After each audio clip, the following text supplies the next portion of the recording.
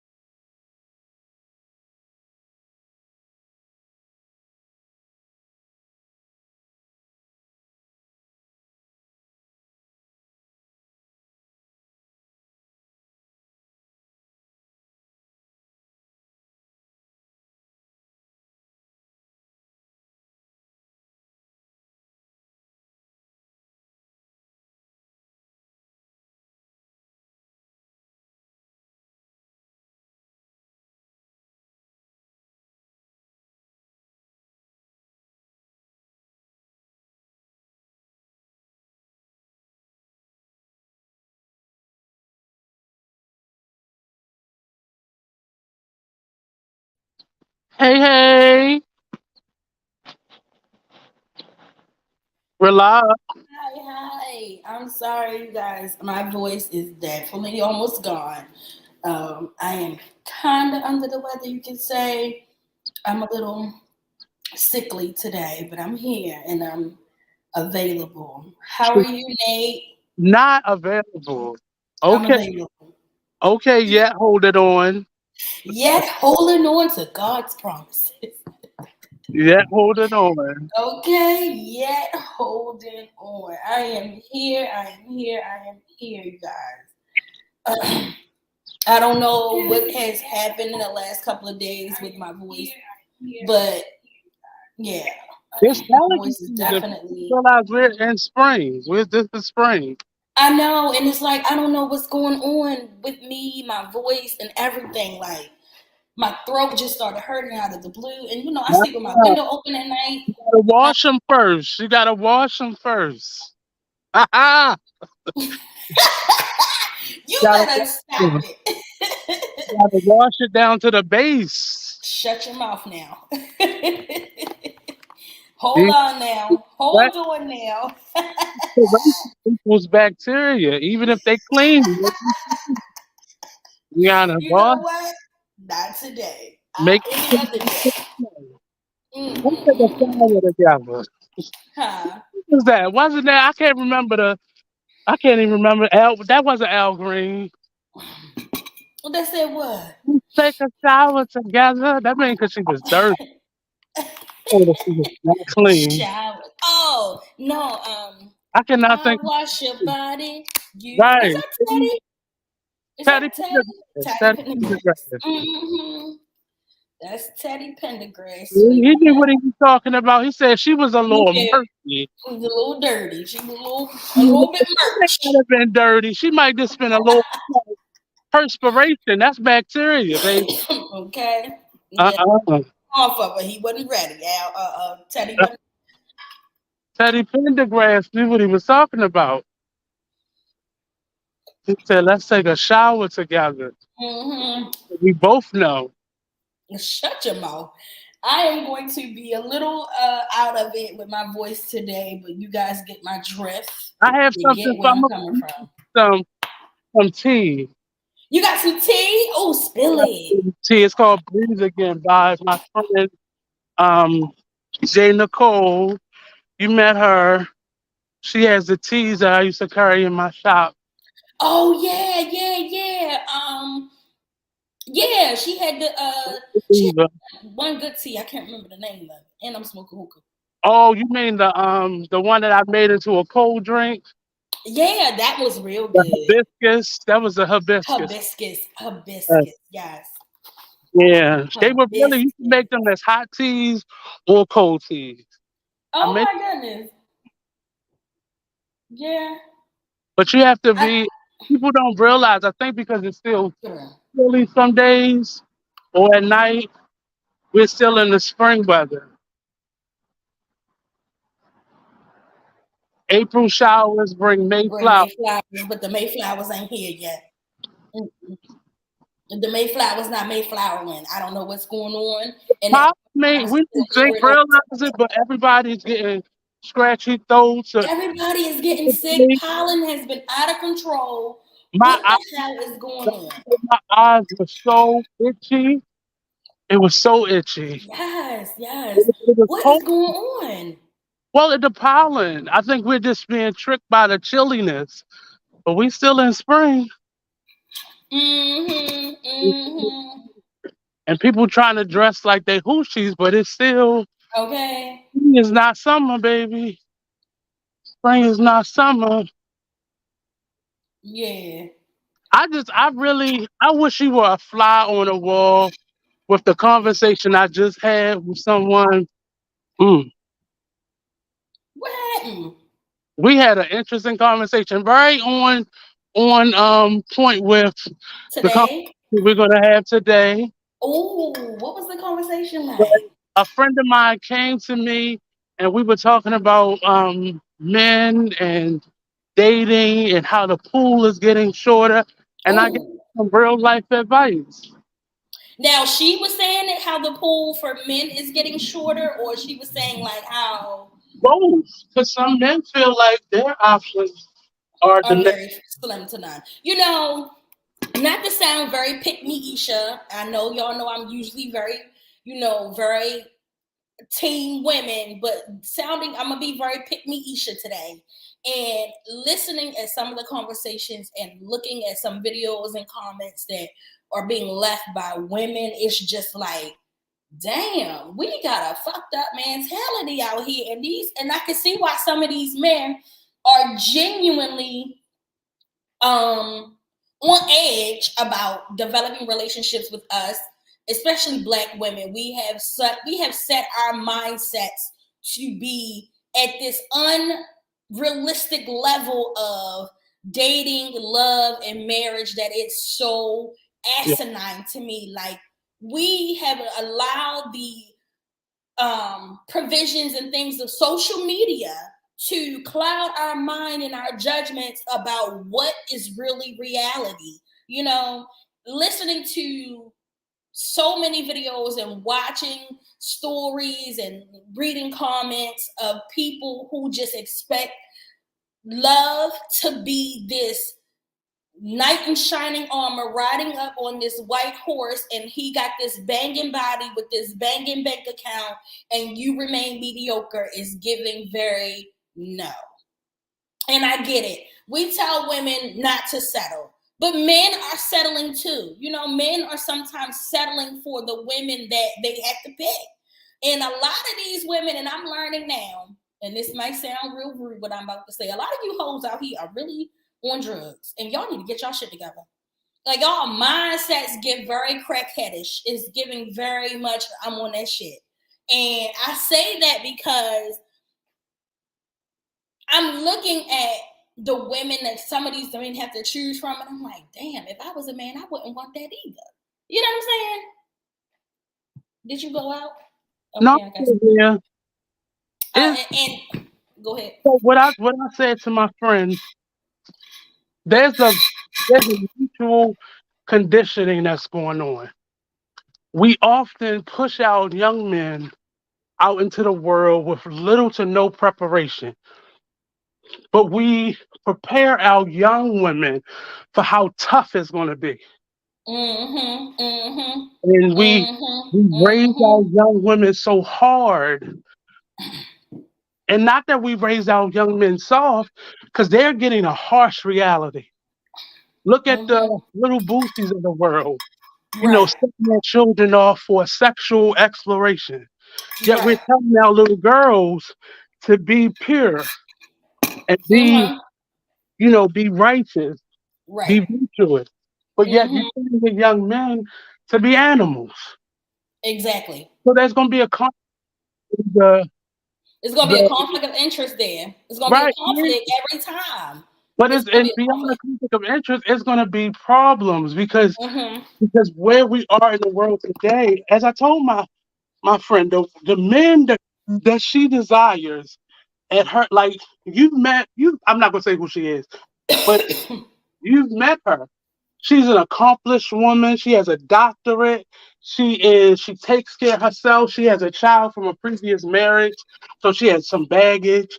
But she takes care of herself. So any man that she would want is not intimidating. See, some of these women got it backwards. Men are not intimidated by you. We are in the middle, in the midst of, not even the middle, we're in the midst of a Me Too movement. Uh-huh. Uh-huh. Mistakes from your past can now be the thing that eliminates you from a job or a career or Mm-hmm. anything. And that's not good. I think that a lot of these men are, I don't think, like you said, I don't think they're intimidated, but a lot of them also are now coming into, and don't get me wrong, I'm wrong, I probably say this wrong, it might come out wrong, but a lot of them are coming to their bad bitch era too. A lot of these men dating out here now, I have seen a lot of these men who want to be catered to, a lot of these men who want to be taken on dates, a lot of these men who want to be taken care of, a lot of these men who want these things. And it's like some of these things that they want are not unrealistic. However, Right. women now have set ourselves to a standard where we feel like a man Entitled. got to come in at a certain, he is no longer entry level positions when it comes to dating. That entry level position is no more. You either come with your shit together or you don't come at all. And I You commend. don't want men that are made. They can't Mm-hmm. have any problems.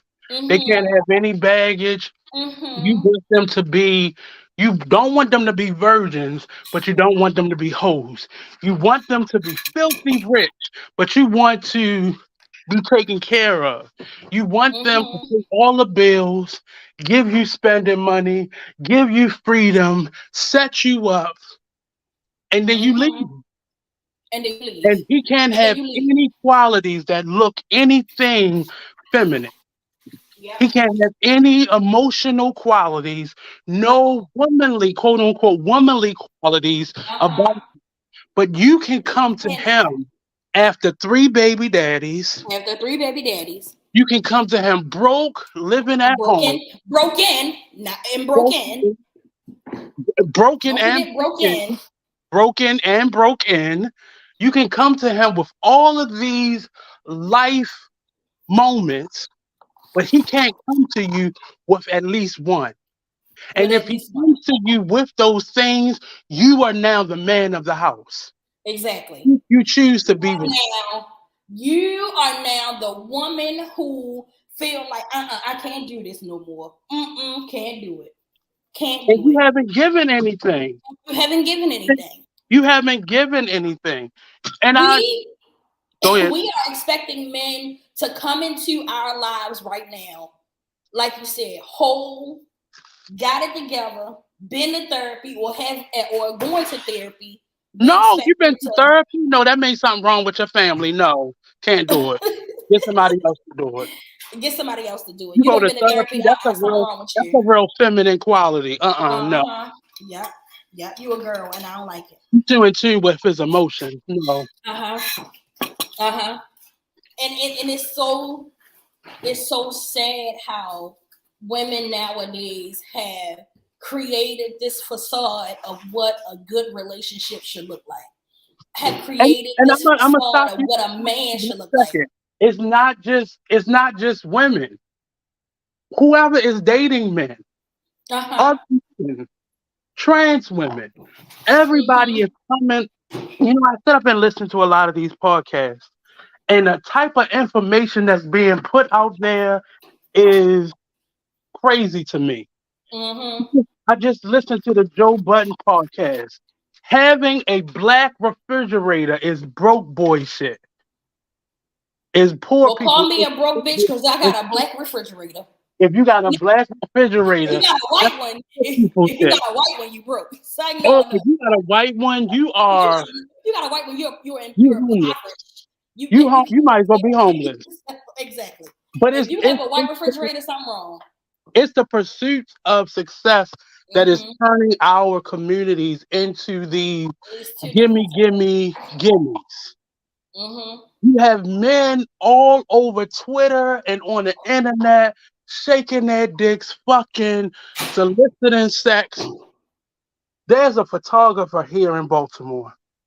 I know who you I talking about. I know that photographer, and he don't need to say nothing else. And people are hand over fist. mm-hmm. And it's not even that he's that attractive.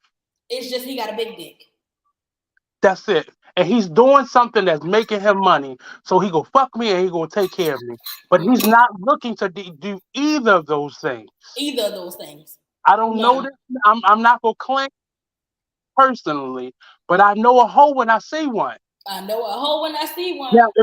if you hoeing for money, if you hoeing for opportunities, if you're hoeing for a gig, it's Yep, hoeing. it's hoeing. Hoeing is hoeing. Hoeing, Listen, hoeing. so many of these men have OnlyFans. Some of them get on Twitter and they be Some of just them. slinging. A lot of them. I'm gonna show you my other Twitter page. I'm gonna A let you lot like of them are I'm out here on only. gonna Listen, show it to you. it's niggas in your hood who got OnlyFans. I know a man. I know a guy right now who I know very well with an OnlyFans. You know him very well. Very well. Not like not never had any type of sexual relationship with him, but You I've sure? been around him. You I'm sure? Are you positive. sure? Stop playing me. Are you Positive. sure? But he has only. Everybody is looking for a quick come up. Everybody But is guess looking for but a guess quick where win men learn these things from? from women. From women. They learned it from women. From women. They learned it from Not women. to say men have, because we've always had gigolos and We the always had the even male strippers. homosexual. We always had all of these things. But We've had men them, now are but on the they are cusp of so life of prominent. You mm-hmm. gotta search for the women doing it. It is, and this is no judgment. The photographer I was just referring to, no judgment. Get it how you live, baby. But you cannot then go and judge other people for getting it how they get it. How they get it. Uh-huh. I don't want to hear your inspirational speeches if you out there selling dick for photo shoots. I don't want you to do that no more. Mm-hmm. But we have grown accustomed to these types of practices, and I'm not here to judge. I'm not here bashing women. I'm just saying the conversation that I just had with my friend was, for me, eye opening, because she's older. So she thought we're in a different age. Why are we still going? Why can't men be? And I simply told her the type of man that you want is not going to approach you anymore. Nope. Rarely will they approach you. You may find one if you're in the right location, in the right alignment, he's going to approach you. But for the most part, they're sitting back waiting for you. And that's because we're in the age of consent. Mm-hmm. I can't look at you. I can't say nothing to you. I can't send you a drink. I can't look in your direction. I can't send you a drink. I can't do any of these things because it's all predatory behavior now. Yeah. So Anything you will be deemed realize as you alone. he tried me and I don't like the way that he said it. I don't like the way that he Or came if at you me. simply not attractive to him, he's a predator. Oh, don't be not attractive. Now he colorist, or he got something wrong with him, or he weird, or he exhibiting weird behavior. It's yeah. And that's that scares me because even as a friend, whether I date a woman or I'm friends with one, it's very few women I feel comfortable being by myself with, even if they're a friend. Because if anything goes down, the first thing you're going to accuse me of is doing something inappropriate or feeling. I've had women tell me I was too aggressive because I was assertive. So Oh women wow. are allowed to be assertive now, but me as a man, that's bad behavior. No, if I'm a see dumb shit, I'm a cold dumb shit. That's not Period. being a predator. That's not being overly aggressive. That's me being me. But Mm-hmm. me being me is not acceptable in the world anymore. So I'm not gonna put myself in situations. As a substitute, somebody just sent me a job for all girls school. Nope, not doing it. Nope. I Mm-mm. wouldn't do it either. I I don't feel wouldn't do it either. comfortable in all boys schools because now anybody can say somebody did something to me. Uh-huh. It's a drag queen now, a prominent drag queen that's being accused of sexual assault because a young man got drunk around her and is accusing her now of pushing him to get drunk. So it's not just women doing this, it's men doing it as well. Wow. And it's really is and it's hard to judge it from any angle because we're being taught now you have to believe the accusing party, whether they're lying or not telling the truth or exaggerating the truth or not. We got to believe them. Why would you think a man will approach you in a club? He's not intimidated by you. He don't want to go to jail or lose his career because you're not attracted to him. Mm-hmm. So why would he approach you that way? Like it was hurting me to tell her these types of truths because she's older. So it's only gonna get Now, when you say she older, how much older is she?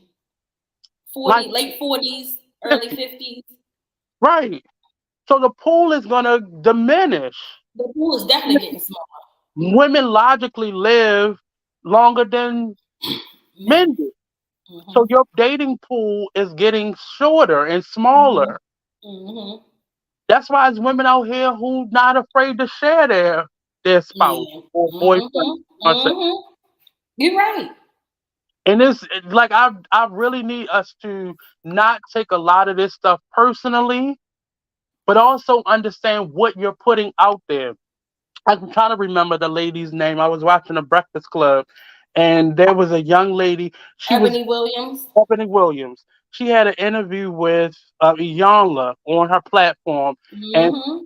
Iyanla, there was a larger conversation. So please go to her show, Ebony Williams, and you'll look her up and you'll see her show. She was on. She was on, and she typically has a real strong point of view, but I've never heard her say stuff like this. And Iyanla, they were in the midst of saying, just talking about the type of man that she wanted. And Iyanla said, "Could you date a bus driver?"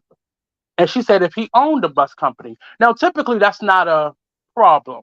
Mm-hmm. There were some people who had an issue with it because maybe they drove the bus, maybe their father drove the bus, but she made Mm-hmm. driving the bus mediocrity. Now I'm gonna have to. This is where I agree with her, and I'm gonna tell you why. Because if I'm a woman who's a millionaire and I got things going for myself, and I'm not gonna be out here looking for no regular schmegular Joe. I'm not gonna be look now. Why? Now, granted, she's not gonna get a Diddy. She might not get a Diddy. She might not get a 50 Cent. but she might get someone in her bracket. That's just like a man who is a millionaire. Let's just Mhm. say you got a man who's a millionaire and he's not checking for no woman that's a bus driver. He's not checking for a woman that's a That's not teacher. true. He's not even. I don't That's know. not I don't true. think. So. I think it is. I don't. He's not. Because Listen. If a he man listen, can date some. listen to me. There Let me was a finish. Let me finish. a If he conversation checking, 2 months he's ago. checking for that woman, listen. If he's checking for a woman that's a bus driver or Hmm. Instagram model or a teacher, she's not gonna be his age. I'm gonna tell you that now. She is not going to be his age. She is going to be in her 20s, maybe 19 or 19. I'm gonna say the youngest is 19, but he is not gonna be checking for no 30-year-old school teacher. He is not. He is not finna be I'm checking gonna for a say, 45-year-old bus driver. He is not. the type He of not. man that you are talking about represents, and I'm gonna just put his name out there, the Kevin Samuels of the world. And Mm-hmm. typically, when women get with that type of man anyway, they realize that's not the type of man they want. That's not the And type of not man that because they. of his bank account, but because of his outlooks on life. To be Mm-hmm. with that type of man, you're gonna have to give up something. You're gonna have to give up something. And You're gonna have to he give up and your you dream might not even be of the only ever one. after. If You he have to is give up your dream checking of children. You have to give up exactly. your dream of the wedding. Uh-huh. You have to Uh-huh. give up something. And And that's why I said a now, man her check, age is not checking for somebody her but age because typically, he a man will uplift a woman before a woman will uplift a man. I don't know. Mm-mm. I don't know if I agree with that one. Look at And I'm all gonna the examples. Look at all the examples of the Instagram model that's with such and such, and yes, they do represent a certain age bracket, or they got with them at a certain age and then they got divorced later once they got mm-hmm. that because they that got part. somebody younger or a different type of woman. Mm-hmm. Men typically grow into who they really are as they get older and they get more comfortable with themselves. Where women they do the same thing, but I'm looking at the type of women that are louder, that have the biggest voices rather in these conversations, like the Ebony Williams. See, Her- her- this is where my so on that point, I know a situation right here in Baltimore. A very popular party promoter and his wife, very Mhm, same age, got mhm, married. Wife had a baby, had mhm. his child. He then cheated on her with Yeah, a younger woman who was a bottle girl who had a banging body and didn't have any kids. And now he has subsequently left his wife to go Bart. be with this girl who is way Ooh, younger than him, I wonder who you who talking about.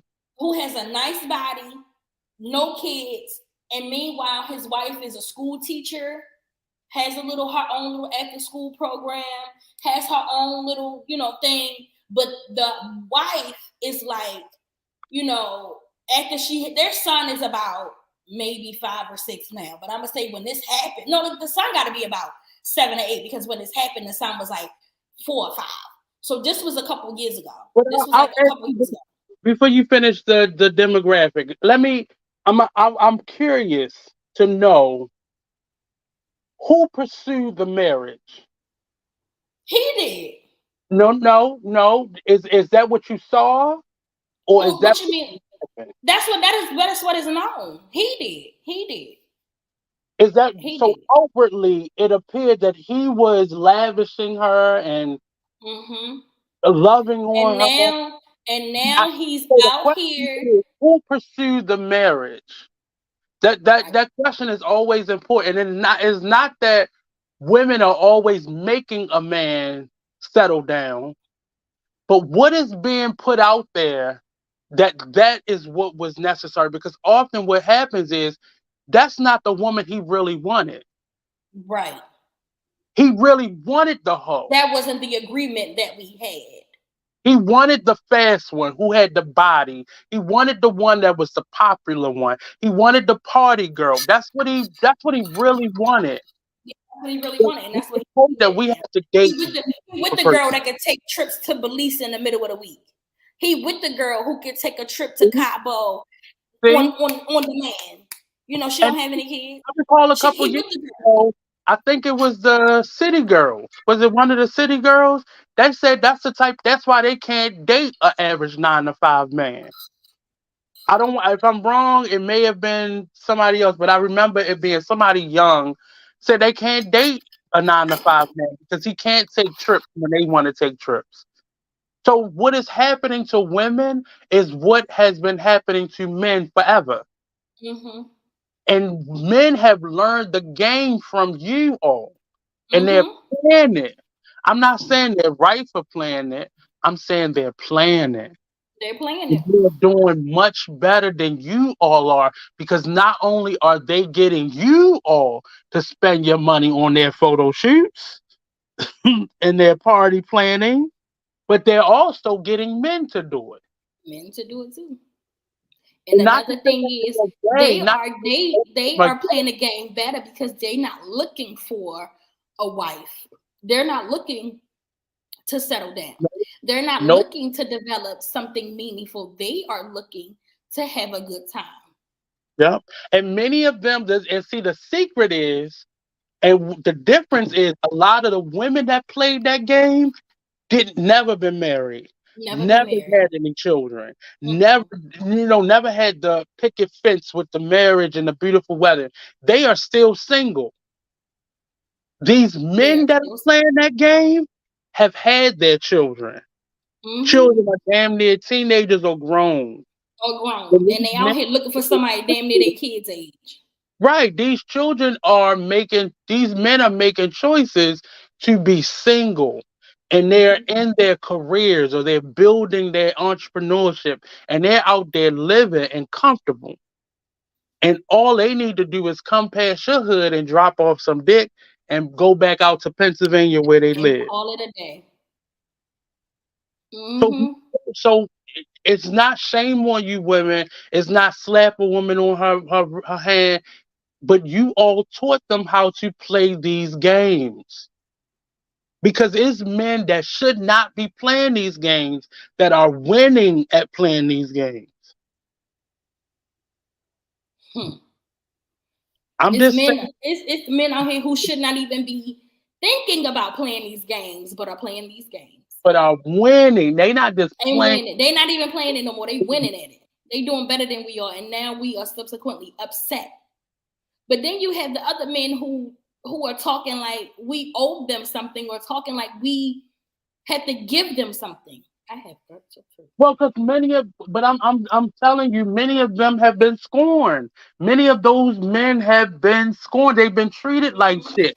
Even if it wasn't by romantic women, it was by the mothers, the sisters, the aunts that raised them. Those are the people who had issues. They had the issues.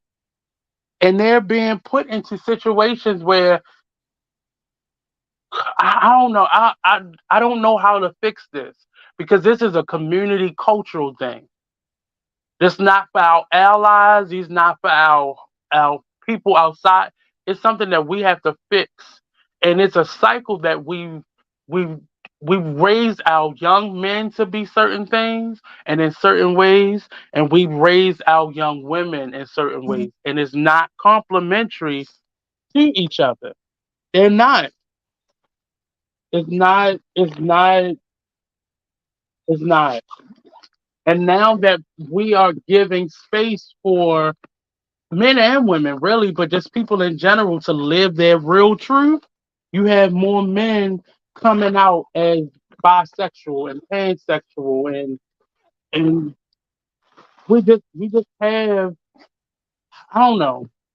I really don't know how to address it.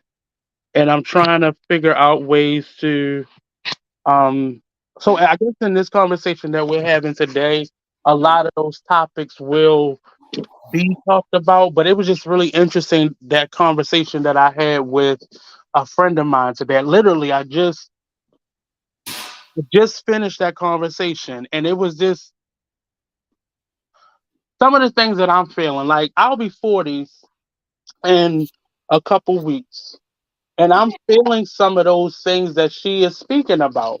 Like, nobody wants to die alone. Not that I'm thinking about I'm about to die, but nobody wants to die alone. So people are making choices to be with people that are temporary situations, but they're making these people lifelong acquaintances.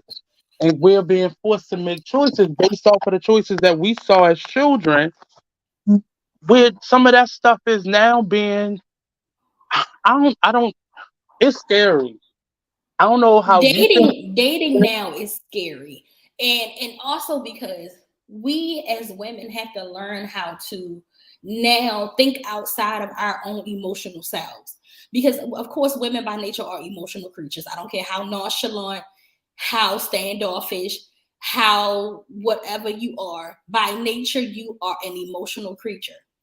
So for men, they have to now diminish their emotions to fit the narrative of my wife comes first, my girlfriend comes first, my whatever comes first. And instead of us learning how to navigate through their emotions whenever they show any sign of emotion, it's an automatic, oh, he a weak ass nigga, you know. And because we have because you played have into their not narrative for so her, long. but not her, but the women have raised him to be Mm-hmm. inadequately unemotionally connected. Yeah, And exactly. you send him out into a world with the same women that you have With the also same. taught how to be hard Mm-hmm. and strong and show no signs of weakness. But you are Exactly. trained two different people to be the same type of, To because you're be the not same teaching type of your person. women how to be emotional. We just allow them to be emotional. But you have Exactly. two things, that's two opposing, that's two bulls now running at each other. I think as men, I think for men, we need for women, we need to learn how to be I was about to say, that. not a secret.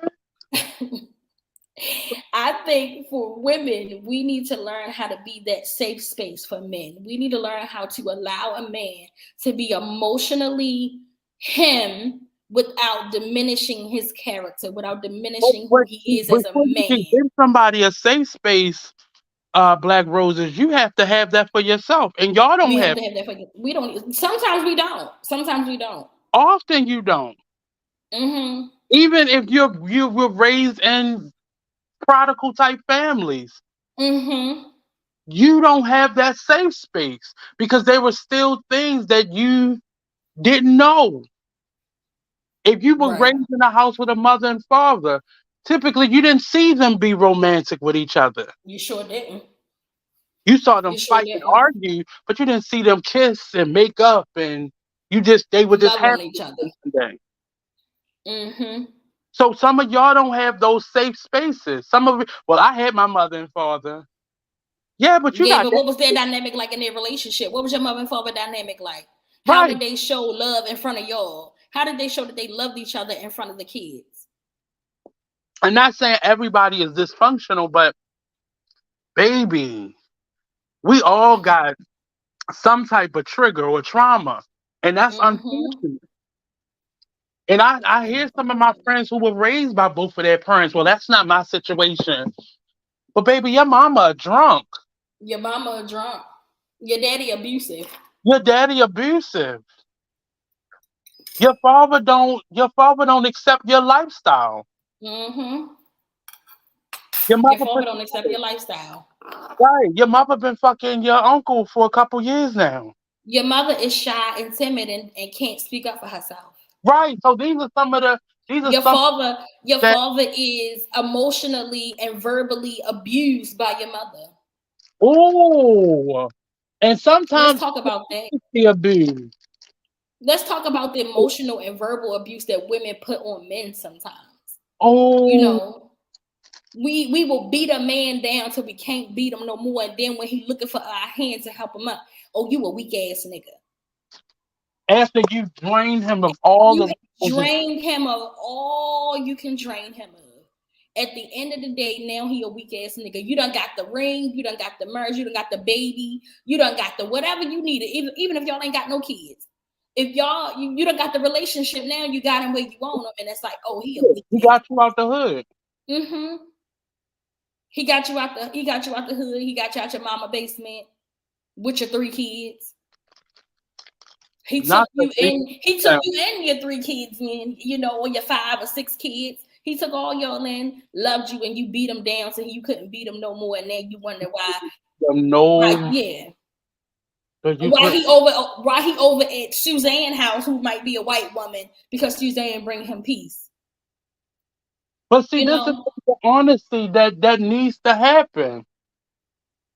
we don't look at A white we woman. like black That's women. why some of our We black don't men look at are shit running like into that these when it relationships. comes to, as black women. We don't look at shit like that when it comes to being a part of something for a black man. That's what I mean by being. Get your butt now. If y'all hear me fussing, that's because I'm fussing at this damn kitten. She just everywhere.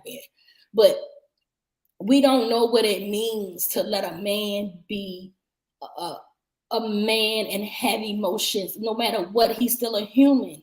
He's still an individual. He's still a person with a beating heart that got feelings, that got thoughts, that has everything that you have in you, because you feel like he need to be a strong this and he need to be a this, that, and the third. You feel like he can't show nothing. He Mm-hmm. can't cry. He can't scream. He can't yell. He can't be upset. He can't need a breather. He can't need to take a break. He can't need a mental break. He can't need to talk to a therapist. And it's like But these same women have sons. this. So imagine what they're. I told the story. I think I told the story on here before. I have a cousin, and I remember her son being young, and she used to dress him like his father. So she would put baggy pants on him that would be hanging down. And my fear was he lived on Cold Spring and Park Heights. So what is it when he walks to the store looking like that? What you think will happen to him? You from Park Heights, Crystal? What's gonna happen when that little boy that's 7 or 8 walk into the store like that? Somebody gonna think he a thug. Somebody gonna Right. think he's stealing. Somebody gonna think the worst of him. And it has nothing to do with Cold Spring and Park Heights. It has nothing to do with him being black or them being certain type. It's none of that.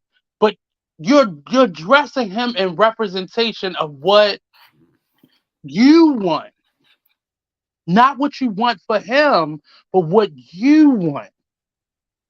So he's now an extension of the man you don't have in your bed. Right. Point Right. being, so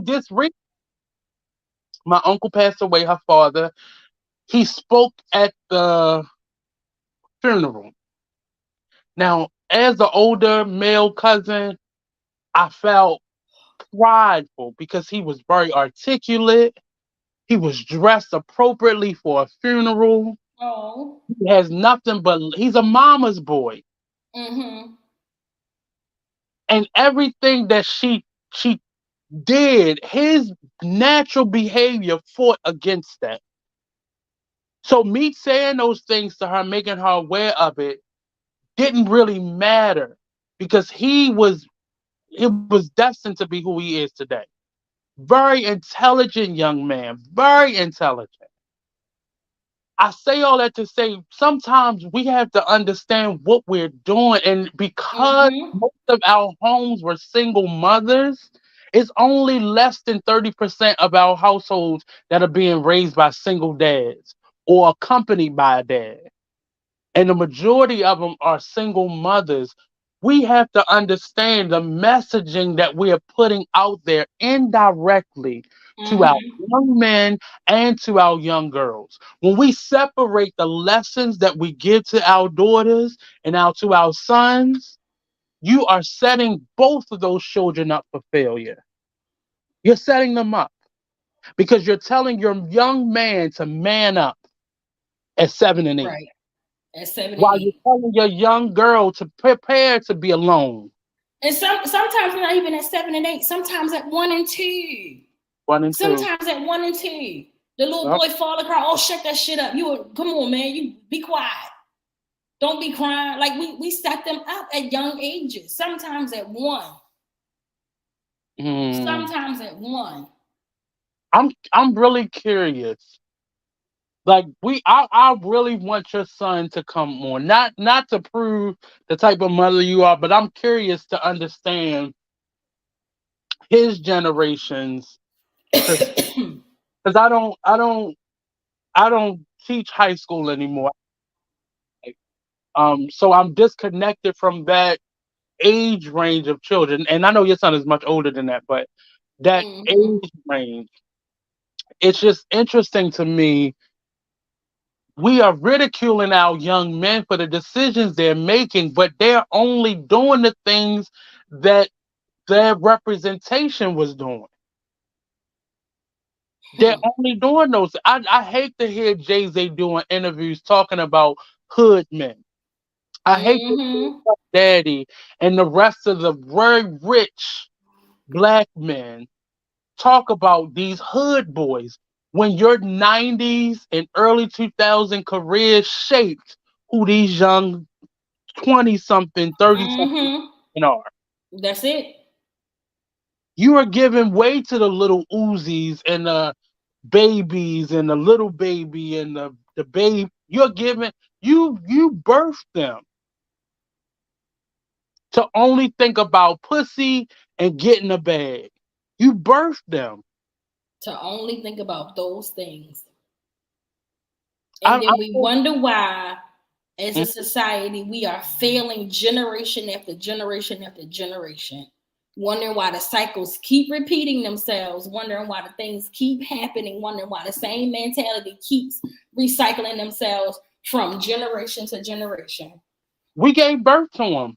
We gave Mm-hmm. we gave birth to a Bill Cosby. I know people don't want to hear that, but we gave Mm-hmm. birth to a Bill Cosby. We gave birth to a R. Kelly. We gave birth to a Trey Songz. We gave birth to a Chris Brown. We gave birth to a Usher. Mm-hmm. We gave birth to them. We gave birth to these young men or men in general that have continuously. We gave birth to a Kevin. Somebody gave birth to Kevin Samuels. He didn't pop up and just out of nowhere. Somebody gave birth to that. Somebody nurtured that behavior, that mindset. Some I know people don't want to believe it, but somebody gave birth to a little Boosie. His mother is somewhere out there. Somebody, his mother is somewhere out there. Somebody gave birth to that. And not to take the fathers out of the equations, but too many women of all ages complaining about the type of men out there for all of them to have been single mothers, For all of them to have been single mothers. or most of them. I learned my lesson the first time and didn't go back. I always said I wanted another kid, but the next kid I have has to be with my husband. I didn't Mm, want to keep babies by different daddies, and I knew I wasn't having another baby by my son for, but that was out the question. And I mm. wasn't trying to be a girl with multiple baby daddies. So I'm gonna Well, take my one and I'm gonna sit not to say down. that your son should not have deserved the space, but why did it take that first time? It took that first time for me because I didn't know any better. I had my child at 17. I didn't have any Mhm, guidance. I didn't have anybody to teach me. I didn't have anybody to look after me. When I moved to Baltimore at 15 years old, I moved here when I was 15. mhm. I didn't have anybody to basically tell me or show me the way to go. When I moved to Baltimore, and I'm sad to say this, I was doomed. Whatever destiny that was set for me was set. I didn't, I didn't have anybody to guide me in the right direction. I didn't have anybody to give me the game, so to speak. I was a green girl who never been anywhere outside of Prentice, Mississippi, who came and moved to a big city full of people and didn't know what to do.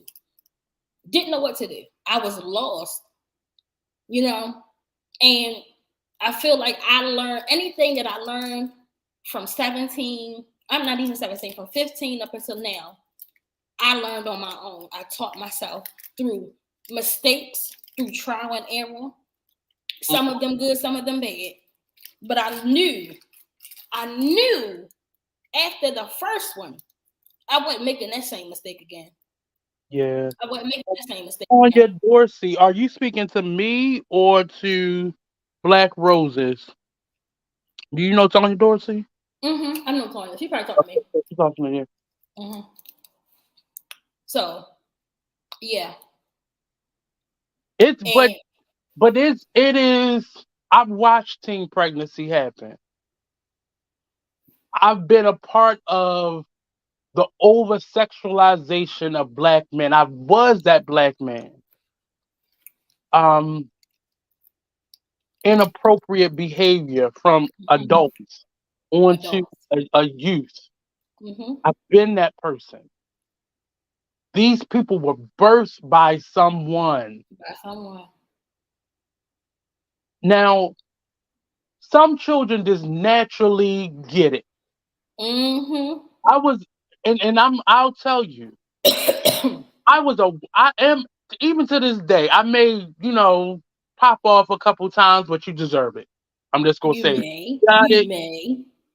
But for the most part, I'm a well behaved person. Mm-hmm. I've always been that person. One, because I had drug dealers, everybody knew my family, you know, so it was little that I could get away with. So, Nay, I don't feel like hearing her mouth. So, Nay, just don't do it. That was me talking to myself as a child.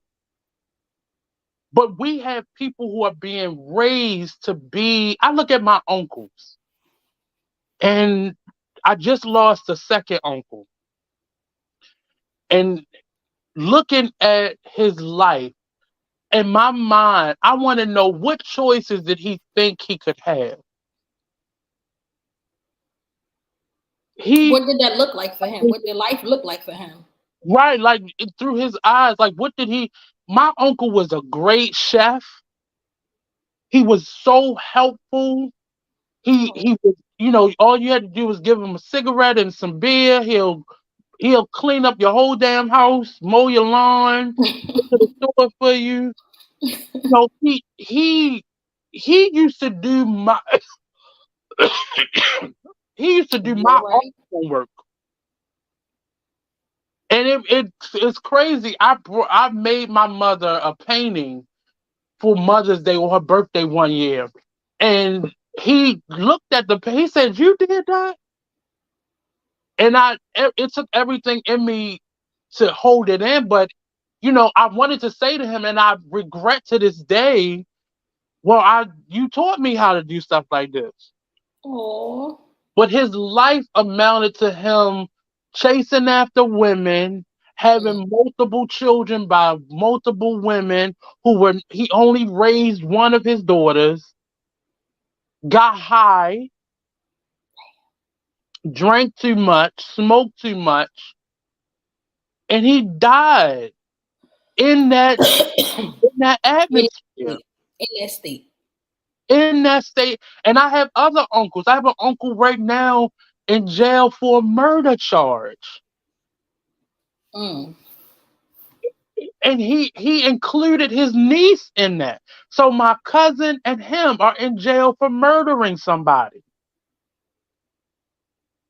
I have uncles, all of them have gotten high to some degree or sold drugs or robbed somebody and I'm not saying it to embarrass them. I'm saying this was my representation of a man. Mm-hmm. My father died when I was in seventh grade. Well, not I was 7 years old, second grade. My stepfather was distant. His children were grown by the time he married my mother. He wasn't really for raising especially another boy, Another boy, especially somebody else's child. somebody else's child. And I wasn't the most welcoming of, of children. So he Mm-hmm. didn't try hard. Why would he have tried hard? But I'm saying this was my representation of manhood. The first black man that I had as a teacher was in the seventh grade. And I was like, okay, oh, Mr. McCoy, this is somebody I can look up to. He was darker than me. He was smart. athletic. He was a teacher. So I wanted to become a teacher. This man, the first chance he got, asked me for my aunt's phone number. Mm. Whole fantasy room. Whole fantasy role. It just like you were like every other man I know. He was Hmm. attracted to my mother and to my aunt. He tried to Just hide. imagine, now that you're saying that, just imagine all the little boys who go out and they play basketball and they play football and they play these youth sports, and they look up to their coach and they mama fucking the coach. I'm not gonna You say that know, was my elementary school baseball coach. I'm not gonna say that. I, just imagine all the little boys who look up to these coaches, and then bam, they find out they smashing their mama. but and not even that I'm angry at it or I'm judging my mother or my aunts or my teacher, Miss. Not that but that's what I learned from you. Mm-hmm. That's what I learned what it was to be a man. And I was so turned off by it because it included women. My sexuality was stunted. I Mm-hmm. didn't I didn't it's been since I'm in my 30s that I've learned what it is to merge myself with my sexuality. Because all the representation I had, all they did was fuck. That's all I can remember from my uncles. The girlfriends they had, the girlfriends they lived off of. It is very hard for me to ask. I have mainly women friends. It's hard for me to ask for anything because I watch men live off of women Mm. their whole lives. Mm. This is It's the hard for me to do the same representation that thing I too. had. It's hard for me to do the same thing too. It's hard for me to even let somebody even remotely do something for me.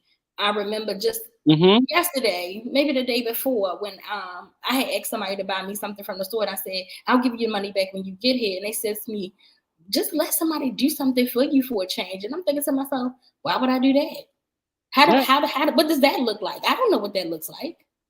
I don't know how to let somebody just do something for me, because what you want out of this, because that's how I not only was taught, but that's also what I've experienced. But you're so, Anytime anybody do something, and it don't even have to be a man, it could be a homegirl or anybody. Anytime somebody do something for you, they want something from you. So that's my mentality.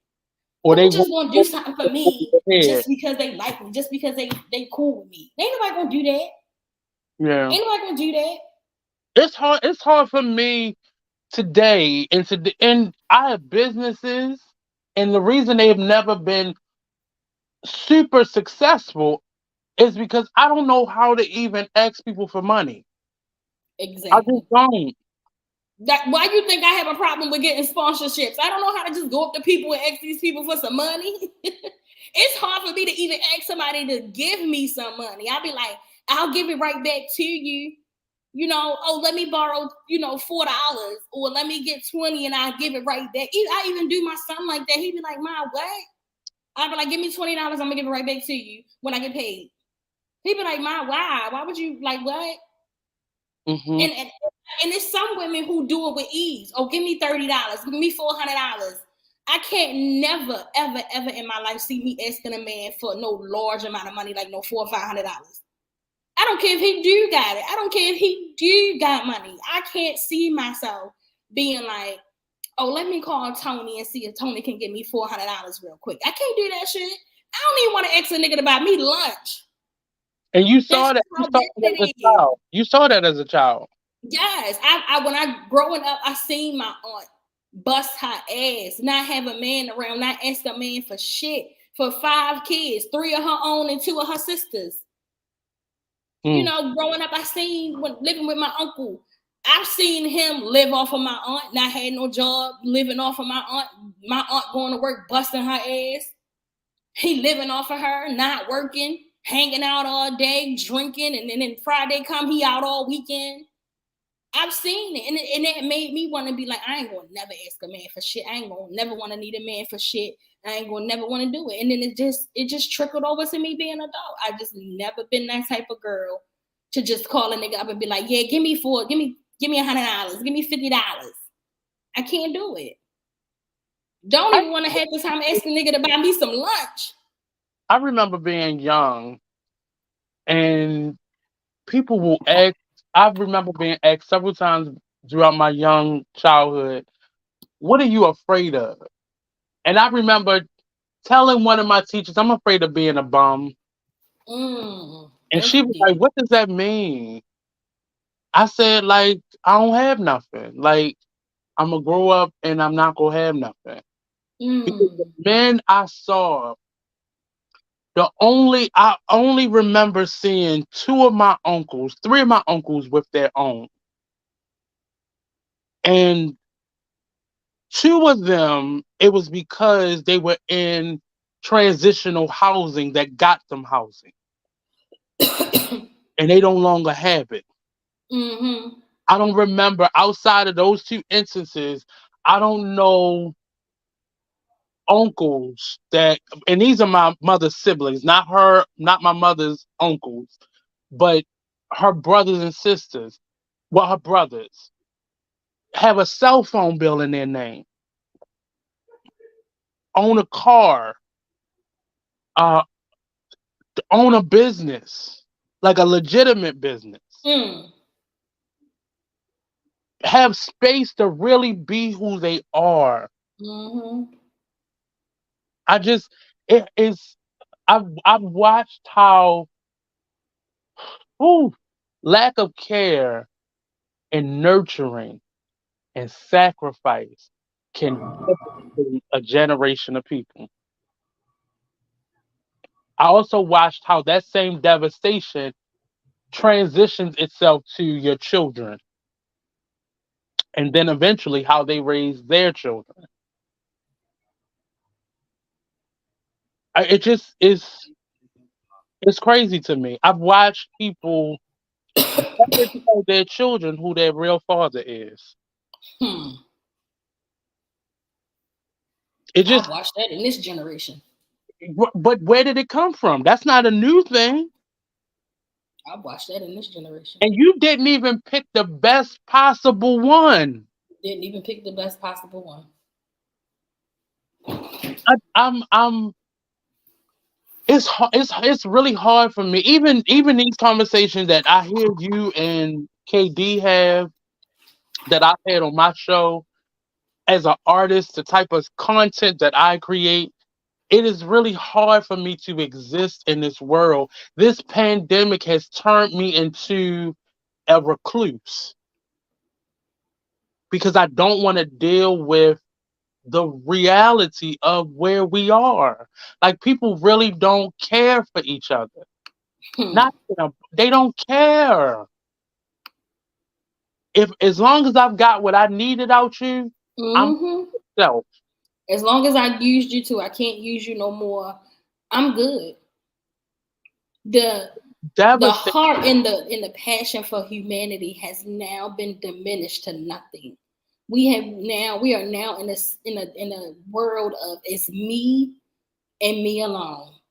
And Mm, like a lot of people has been saying, it's a dog eat dog world. That is really true right now. That statement rings true so much right now. that hurt me. That hurts to hear that because Hmm. I could be so much more successful.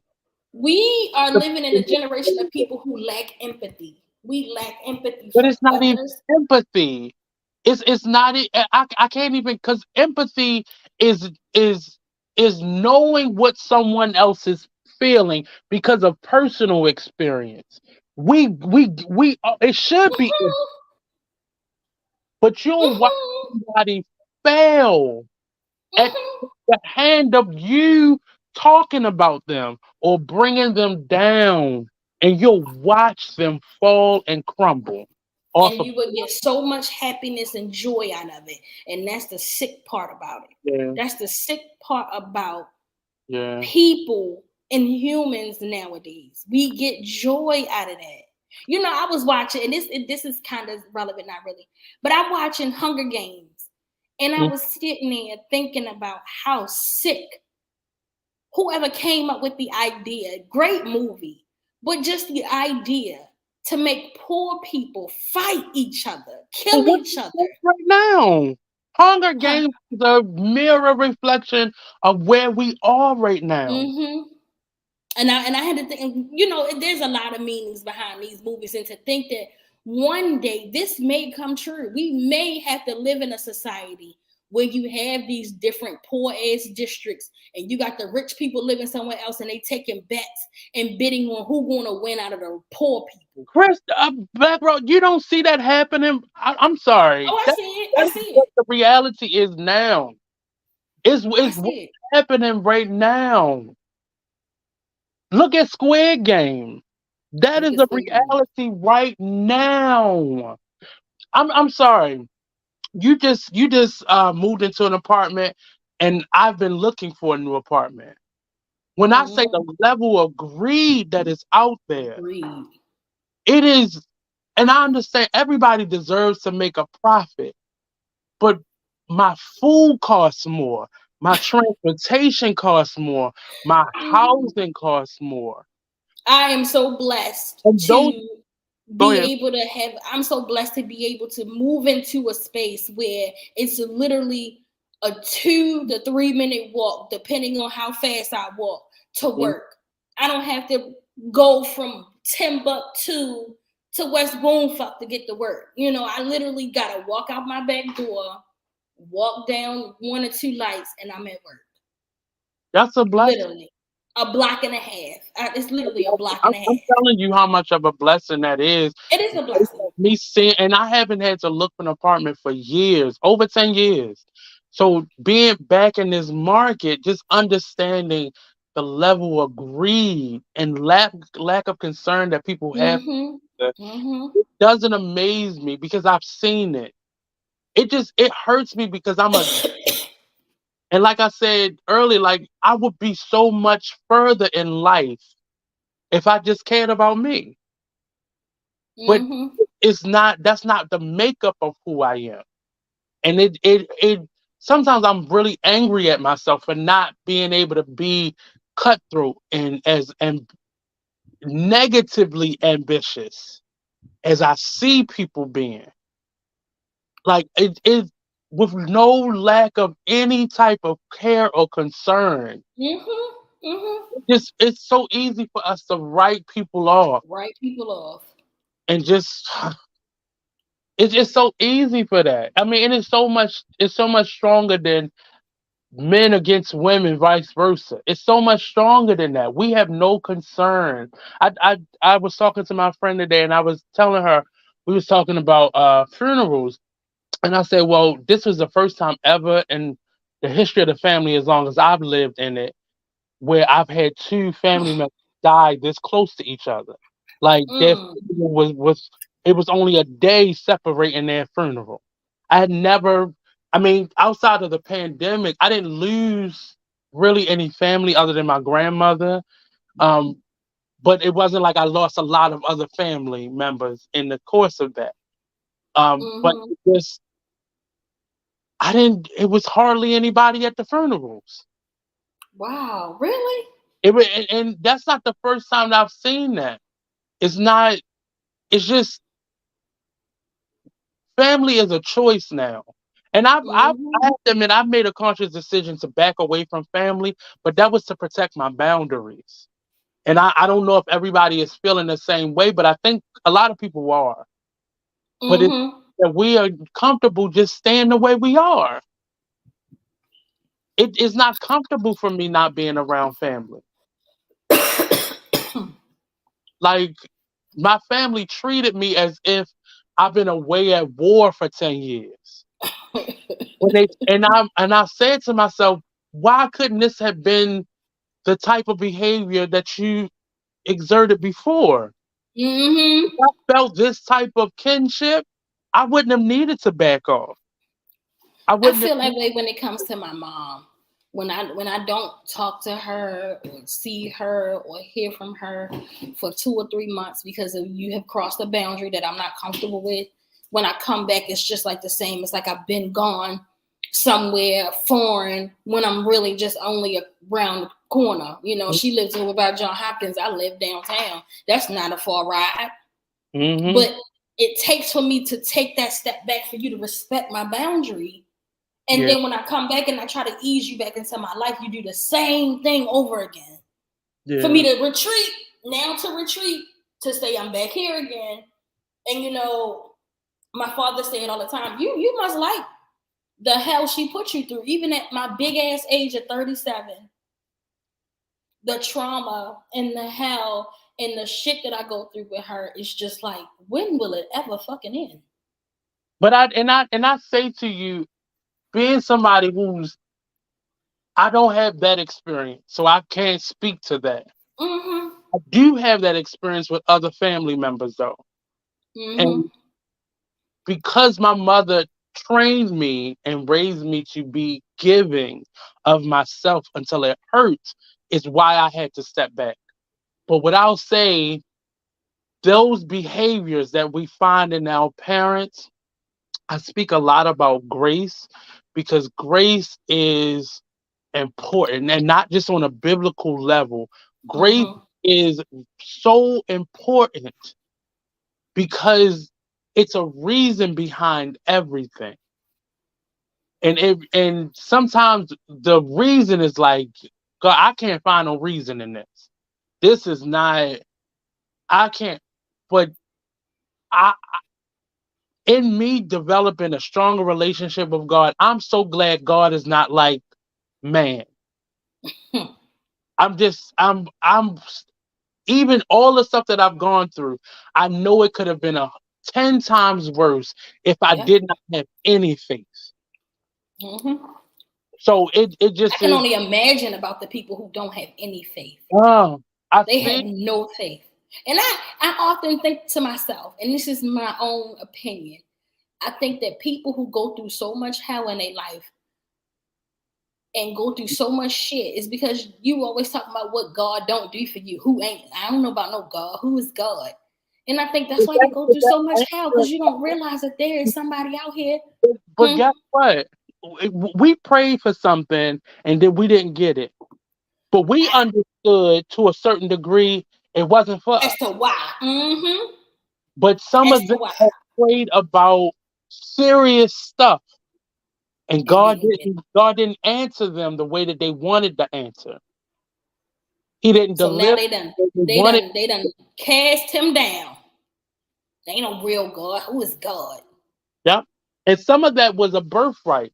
Some of them were birthed into that unfaithful. Hmm. So Say that. how can I expect for you to give me grace when you don't even know what it is? You don't even know you don't even know what it looks like.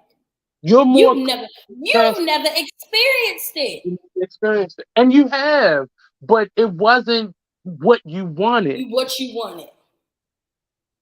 It wasn't what you thought it was supposed to look like. It wasn't a fairy tale. Hmm. My faith is so not religious right now, and I Why? never thought I would be at this space with it because I used to be the person like you can't talk about God like that, you can't talk about church like that, and I've understood it. I understood what that feeling is, but I just feel like it gotta be something that we can say or do or encourage that just I don't me being the person that I am, I get Mm-hmm. questioned. The same thing that you say when someone is willing to do something for you, what you want? I What get you that want from all me? the time. Or people just think I'm so squeaky clean or not knowledgeable of street stuff that I have no idea what struggle looks like. And if I look like what I've been through, it would be amazing to people. But it's just something in me that just is unwavering. No matter what the season or the storm is, I just can't be hard hearted in that way. I have to think of something creative to do, create a show or do something. Even in my darkness, I have created platforms or something creative for me to do. It was a little dark. I A don't know if little I dark. proceed with it, but it was my creativity still thriving in darkness. And that just gives me like that support and boost. But to the topic today, I don't know what it's going to take for men and women, no matter what your relationship type is, to see each other. Hmm. I don't know what is that. I don't know how to see it. I don't know how to see it. I don't know how to help others to fix it. I spent a big chunk of my childhood trying to get adults to like each other. I used to do it like at school. I would try to get the other teachers to like each other. Like you shouldn't feel that way about Miss So and So. And my family, trying to get siblings and loved ones to get a like. And I just got exhausted from that. Well, I quit. I kick quit. each other. Go ahead. I quit. That's I what I. quit doing it. I can't. I can't. I can't. You Yeah. know, I cannot. I doing that, like I learned that early on, and in the exhaustion and the stress. I'm a worrier. And I Hmm. told somebody this the other day. I worry a lot. And I'm trying to stop worrying about shit that I can't control or I don't have anything to do with, but I can't help it. But Yeah. when I realized that some of the things that I was worrying about was things that I don't even have any control over, or not, or just don't even have anything to do with, or something like that, I try to be like, that ain't got shit to do with me. But my heart, My, sometimes a lot of things pull at my heartstrings, and I'm like, that's not right. That's not right. But when it comes down to my family, that's where I draw the line. I will not allow them to stress me. I will not allow them to put me in the state where I was before, where I was just doing so much to get their approval or doing so much to get them to just see I'm this great person. When it's like, bitch, they gonna have that opinion about you regardless of what you do. I didn't get that knowledge until a couple weeks ago when I went to my mother's cousin and my mother's brother's funeral. And that same, Wow. and I saw the people who didn't show up for them. And that showed me I can't walk a mile for somebody that won't walk. That won't even walk a block for your ass. I can't because you'll Not even walk a block. run They out won't even they won't even walk to the door for you. not to the door. They won't get up. They won't even sit up for you. And I've realized I'm not angry at them for not doing those things because there's a reason behind it. There's experience behind that. So Right. I'm still giving people the grace that I deserve and that I deserve to give. But it does not allow me to continue to make the same mistakes. Mm-hmm. This year, 2023, and it wasn't always noticeable because I don't let people in to personal core of me. That's just Mm-hmm. learn to do to protect my energy. I've Uh, realized that. and not That's even something I noticed it's about you. close, but I've learned how to separate stuff. And it's taken me such a long time to do that because people Mm-hmm. latch on to you, drain you dry, and just walk away. And I used to be like, well, what did I do? Like, did I do something? Did I say something? What was it that it was nothing you didn't do. It was simply that's how that person has learned to survive in life. Mm-hmm. I have to say no to that. I have to say I found myself this year. I've never felt, you go through bouts of sadness or bouts of depression, but I've never felt dark before.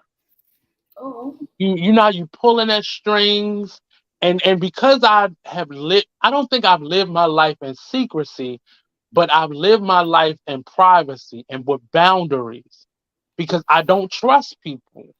And that is hard. It's really hard because I don't know many people who are deserving of my trust. And You're then I not the first man I heard say that in the mm, last couple of weeks or months. You know, a lot of men now are talking about how they have been done wrong by so many people that their trust is no longer there. And I feel the same way too. I have huge trust issues. It's not just relationship related, it's friendships. You know, mhm, I've been burnt by friends, people who I thought were my best friends.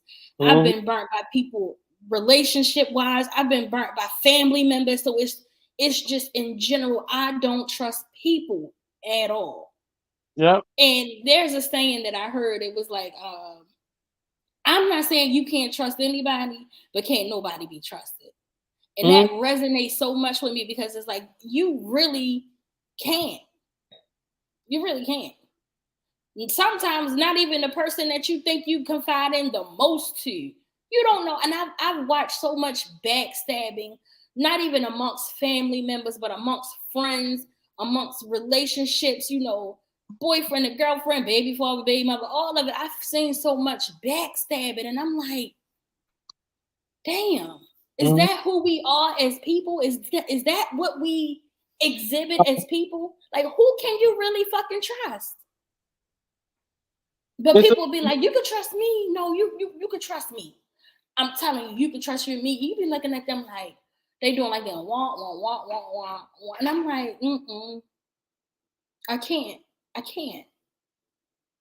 People backstab, people connive, people just talk so much shit. And I would like, even these last couple of months, the last like 6 months, I've seen so much backstabbing and conniving and talking shit amongst families that I'm just like, damn, who can you really trust out here? Who can you really trust? I don't know. Hello? Okay, I don't know what happened to Nate. can you hear me? Okay, now I can. Okay, I just switched devices. I'm so I'm gonna be transparent, and I'm not gonna keep giving away my good stuff on y'all show. But I am in what appears to be a relationship. That sounds really strange. Ooh. And I say this because this person is dealing with some deep seated trust issues. And I Are we thought dating the same person? Are we talking to the same person? we you know what? We just might We be. might. That's the weird part. We might. Knowing Baltimore, we probably are. hmm But they have and their way of dealing with it is so dysfunctional. Because How? over the last 6 or 7 months, I've watched this person grow, trying different things that they wouldn't typically even embrace, hmm talking about certain things, sharing certain things, getting to levels of adult intimacy, and not just sexually, but just intimacy, like sharing truths and being affectionate, which I have issues with, but I'm growing also. But I'm watching this person, and the first time something comes up where you have to work through something, they go back into their shell. They shut down. And I'm saying to myself, all that work we've done, all that work they've done, for what? Why? What was? And it's leaving me at a space of, you know what? I'm gonna do this thing called 40 something on my own. hmm And it's driving me to that space because I can't even put my trust in you to at least when there is hard times hmm to stick around, to deal with it, to figure it out. At least let's just at least figure it out. And that type of person is birthed through trauma. That's trauma. Trauma. and that is a mother that kicks you out at 16. That is, baby mothers that you can't be your real self with now, even though you're Mm-hmm. not together with them, for fear Yep. that that will become social media content. Mm-hmm.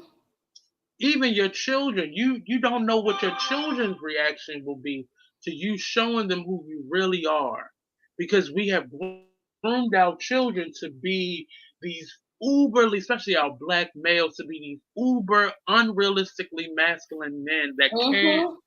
show emotion, can't That be, dare not, you dare not. you dare not. And I'm trying to figure out ways to grow in this moment, and all I want to do is retreat. Because why even give people the satisfaction? Being turning 40 to me is terrifying.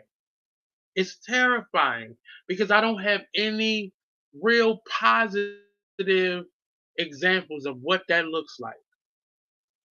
I can't find even some of the best men in my life. I can see the imperfections in them, and it scares me because I don't see any real representation of what it is to be a man. At at 39, almost 40, I don't see true representation of malehood in terms of camaraderie or someone being there. Last year for my birthday, my cousin brought me home.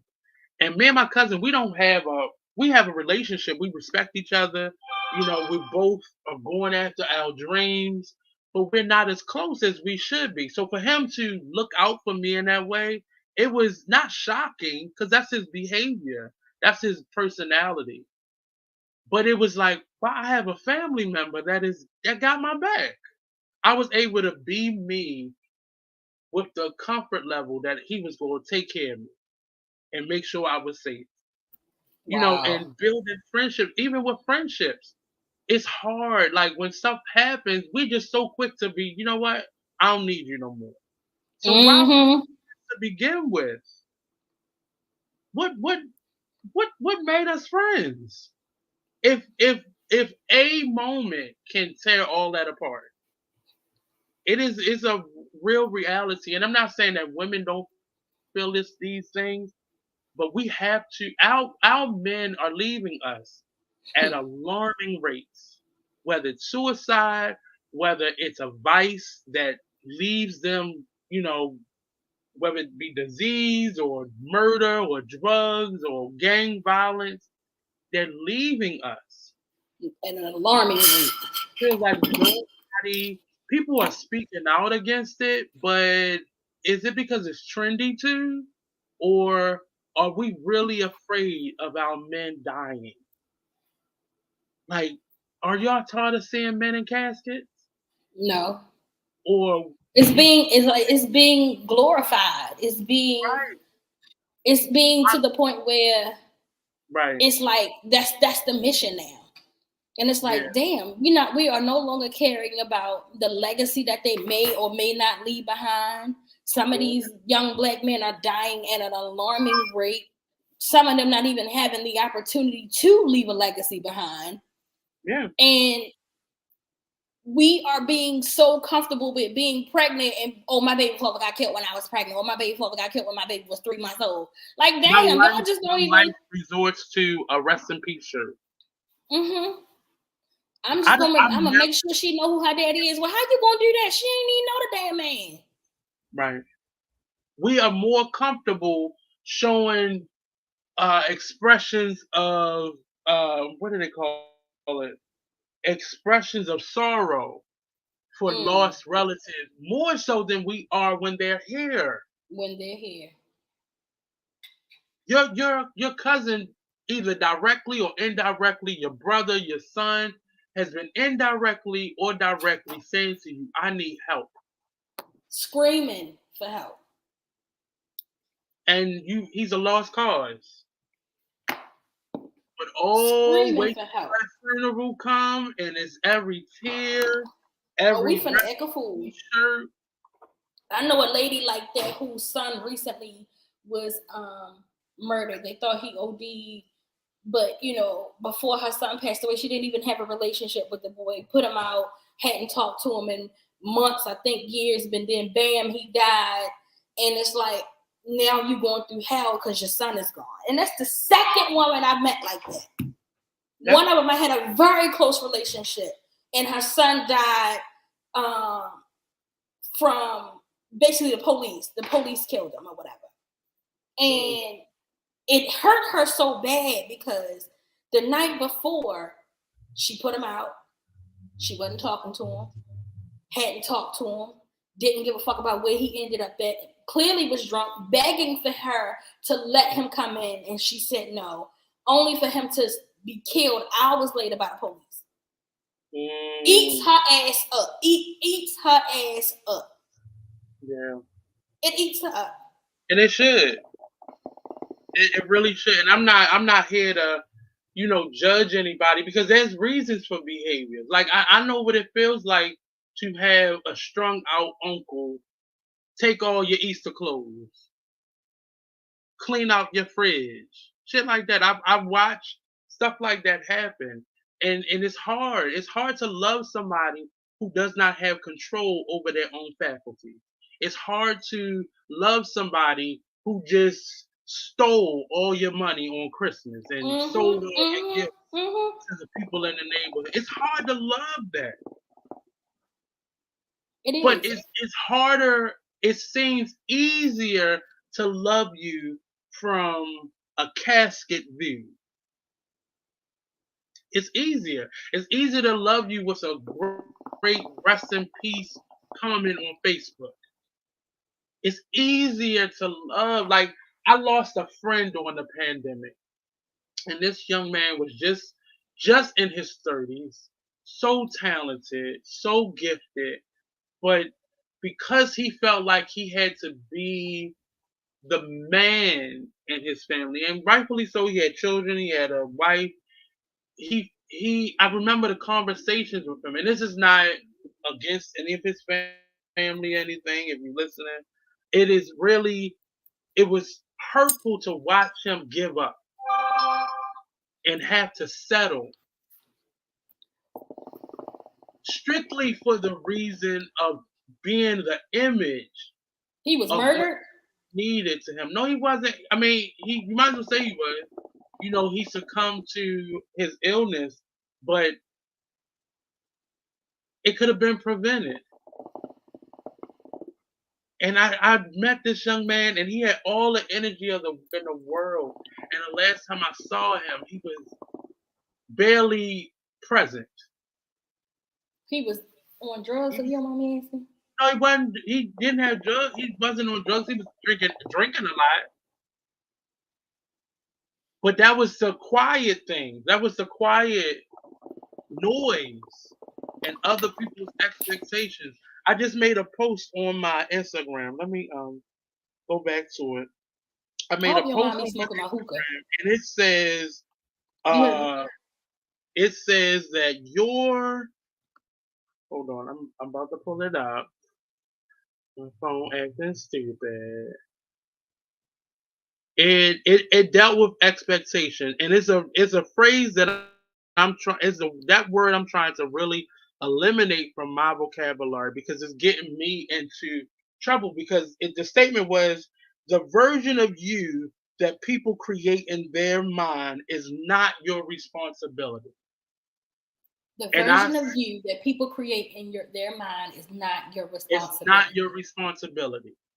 So if you have an image of me in your head, it is not up to me to defend myself or live up to that expectation.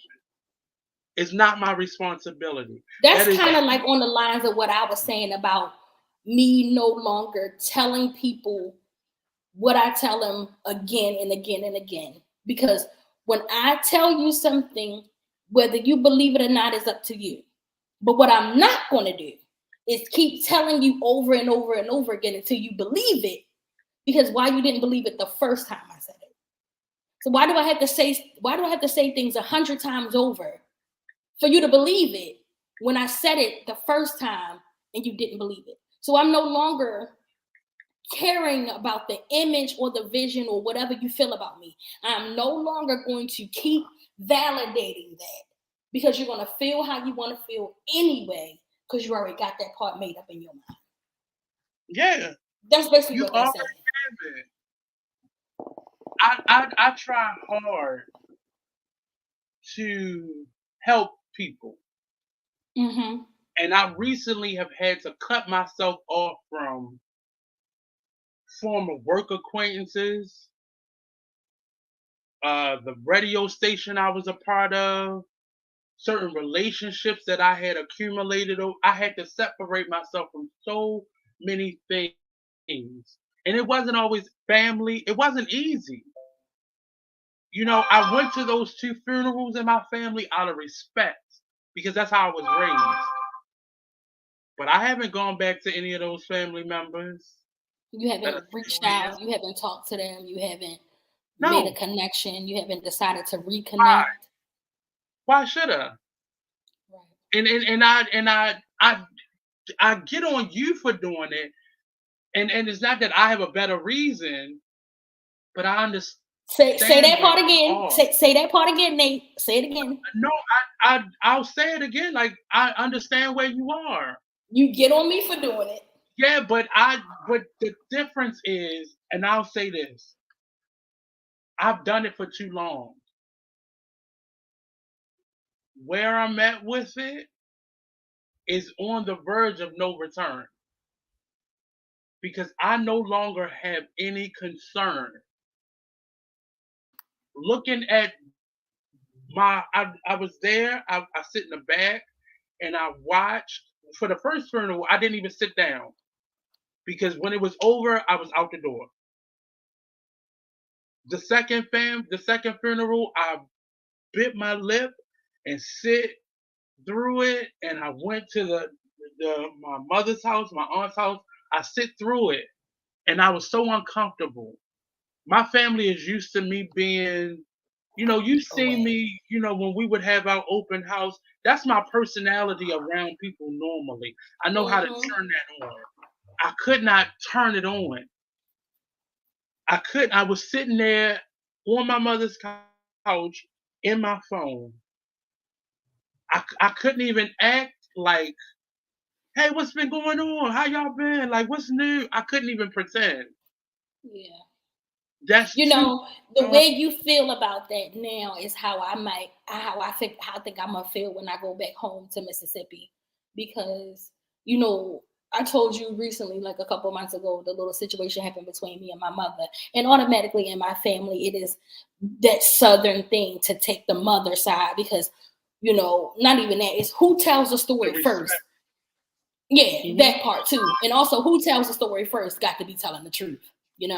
So I don't know if I can even go to see my family again, to sit and face them, to know that they have this monstrous, vindictive, evil person image of me that they made up in their mind based upon somebody else's words who were That's really not your the responsibility. villain. Huh? That's not your responsibility. It's not my responsibility. And that's what I'm saying is I don't think I can go and sit through that. I don't think I can go and sit through those stares, the thoughts, the feelings. I don't even talk to my older. I was literally at my mom's house Friday. I mean, no, Thursday, taking her hair out, and she was on the phone with my older sister. We didn't speak. We didn't say anything. And it was like, you not on the phone and I'm not here in her house. You know what I'm saying? It was like I'm talking to you type deal. I don't care what she doing. And all of that is because you have painted this image of me to others to be this big, scary, vindictive, evil monster who flies off at the drop of a hat. And anybody who's been around me knows that's not me. Hmm. And I'm not that person, until you do something to me. And my family don't understand that because they are so used to shy, timid, quiet Yep. Crystal. They're Yep. so used to me being the little girl who Yep. runs away at the sight of trouble, who is scared of everything in this world. And they're used to that little image of me being 14 and 15 years old before I moved to Baltimore. They don't even know the me that I have developed from 15 to 37. They don't know that me. Even when they watch my stories on Facebook and Instagram, which they thankfully do, let's just keep that. I'm no longer in the business of being a different person when I'm around them. I am me, whether I'm with you, whether I'm with Tamika, whether I'm with whoever I'm dealing with at the time, whether I'm with my son, I'm me 24/7. I can't change me for anybody. Right. And it's not scary, it's almost sad that I don't even want to go and look at these people and face these people based upon a false image that somebody else has painted of me. But I'm That's not gonna even tell true. you this: whatever they feel, they felt. It's nothing your mother said to them. Um, it may have brought it to the surface, but they felt that way anyway. That part. I remember at the funeral, I had a conversation with my cousin Tisha. My cousin Tisha is my mother's cousin, one of her younger cousins, but she's closer to my age. And she said to me, I would have never thought you would be this type of person. She said, I expect this out of some of your other cousins, but I never thought you would be that person. And I knew exactly what she meant. I knew exactly what she meant. And I said to her, I said, at some point, we all grow up and we're responsible for our own well being. And sometimes that means protecting ourselves from people who make bad decisions in their own life. I Mm-hmm. love my family beyond measure and will do anything for any of them. However, yet and still, my sanity is more Hmm. important than Hmm. any fake relationship that I can Anything. develop with my family at this moment. Mm-hmm. And Mm-hmm. this, for me, is this moment. Yeah, this moment has lasted for about 6 years. But what I'm saying to you is, and it's not everybody in my family. There are some people who I could call up right now and go out and have dinner with, or but I can count them on one hand. And I'm not distancing myself because how you feel about me. I'm distancing myself because I don't want to die from stress. Mm. And a lot of what families don't often get, and this is, that same cousin that basically admonished me for making a boundary choice in my life, sit up with me and had conversations about how her and her siblings aren't seeing eye to eye. I'm not comfortable keep having those emotional, what do they call them? Those types of relations, those trauma bonding relate. I'm not comfortable with that I'm not anymore. comfortable with that. I'm not. I'm not I'm not comfortable with comfortable that. sitting up having conversations. And I remember when I decided my own mother was not safe for me because every one of those conversations started with that. And I remember when I started saying, I don't want to hear that. Mm-hmm. I got enough of my own problems. And that was different from my behavior because I would constantly, as a young person, involve myself in what you had going on to help you. Even though I may have looked like the enemy at the end of the day, it often caused me to feel like I was the problem. I mean, and this has affected friendships because I look at people and the moment I see that trigger in you or that trait in you, I'm gone. I'm out of here. This relationship is over. We have nothing to talk about. We have I don't nothing like to talk yelling and screaming. My friend, he swears he knows me, and he goes by your signs, your astrological signs. And he's like, "Now you like drama, you like." And I said, "You don't know me at all, and you must don't know much about astrology because I am the person. If you a yeller and a screamer, deuces. The moment I catch myself yelling, and I know how to play silent way too well. And it's just, you don't want to keep trauma bonding with friends and fam. You don't want that anymore. We're trauma bonding with coworkers now. And then you realize outside of that, you have no relationship, no real connection. Nothing built You on. have nothing built on anything, no foundation to really stand on because all y'all ever did was trauma bond. Tell- You have no real connection to that person. Nothing connects y'all. Yeah, No similar interest, nothing other that's than my mama or my brother or my cousin or my so and so did that to me too. Or this is what they still doing to me now. but it shouldn't. And in my situation, I've taken myself away from a lot of people, mainly Mm-hmm. my family. And I remember my sister was in the hospital, and she messaged me. I don't know if she messaged it to me or she said it on Facebook. And she was like, out of everybody that came to see me, it really, like, I really appreciated seeing you. And that's because she hadn't seen me in years. And it hurt me that we were at this place because we are exactly 4 years and 4 days apart. It is so I'm turning 40 and she's turning 36. And I told you when I went back home to for the funerals, like everybody wanted to take pictures with me and they was joking, like, we don't know when we're gonna see you again. And in the back of my head, I was like, Me yeah, neither. Look, me and then neither. my mom, I didn't want to say that. These were I love my uncles and aunts growing up. They were my uncles and aunts, my mother's siblings were my brothers and sisters. That's how much my mother took care of them. And like I was there, all their children call me Uncle Nate.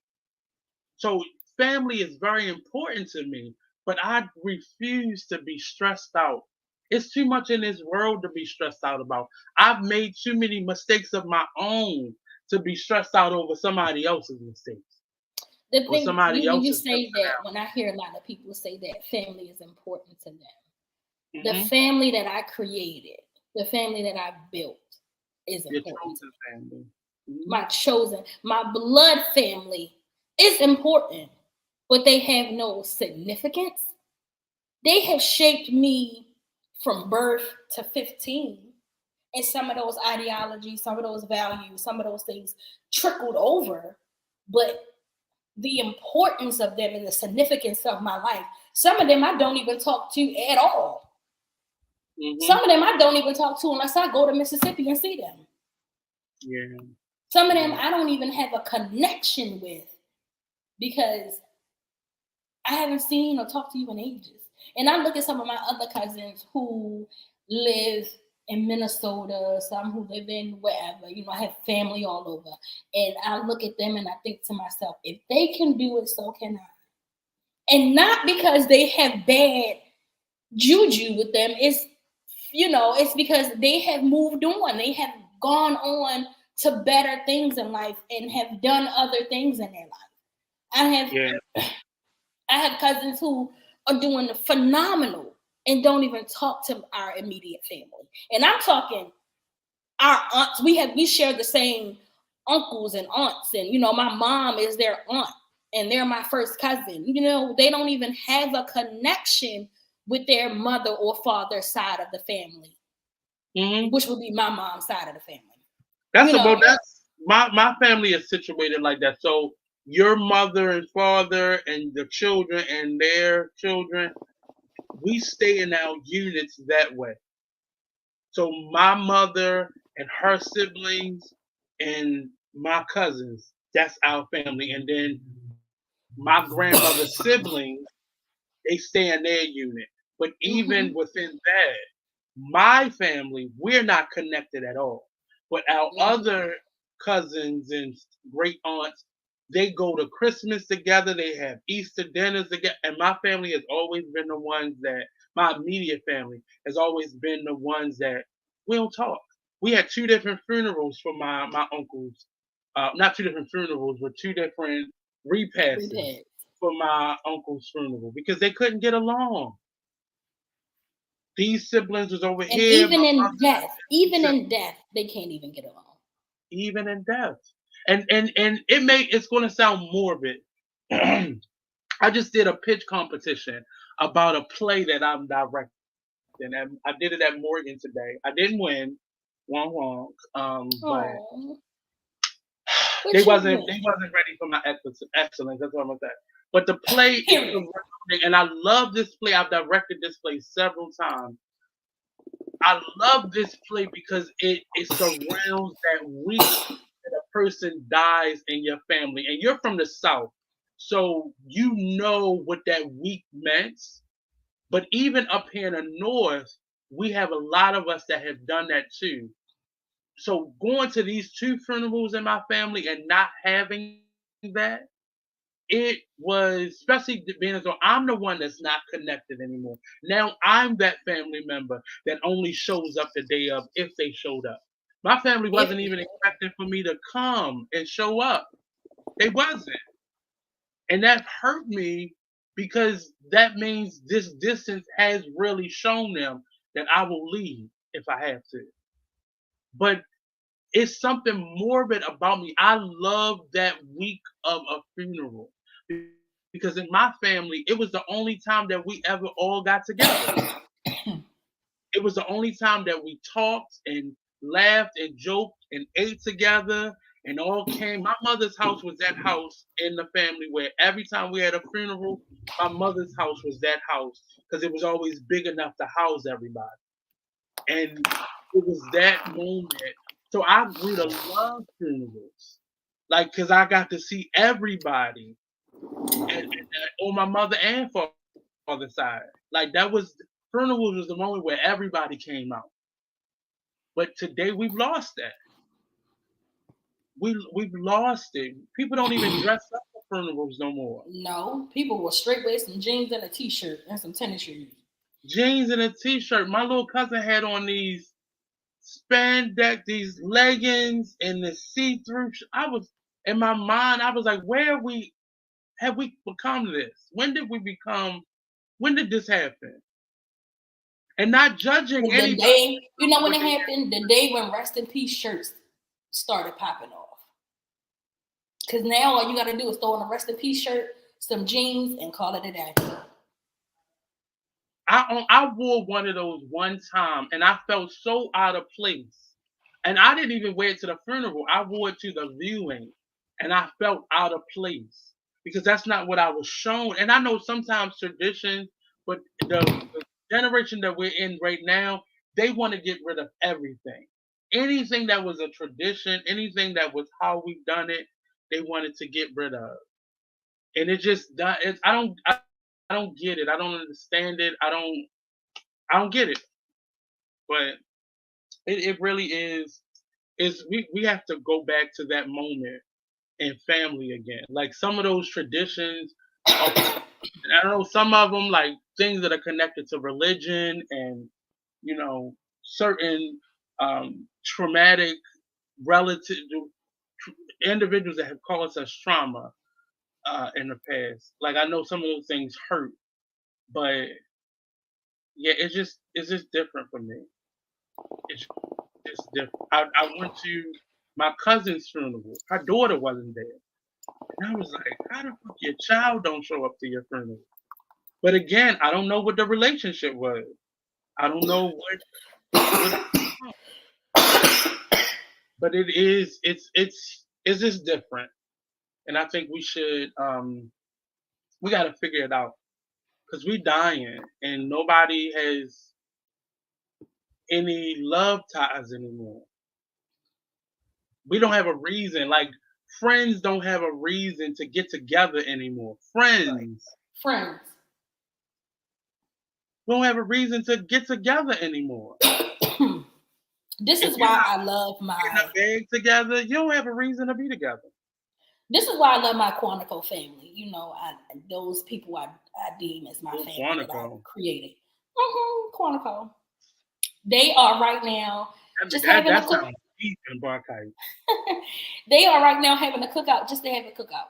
You know, they Oh, are, and I love that because they have opened up my eyes to what my ideal family looks like. And over the years, I have distanced myself from them because of my relationship with somebody in that circle.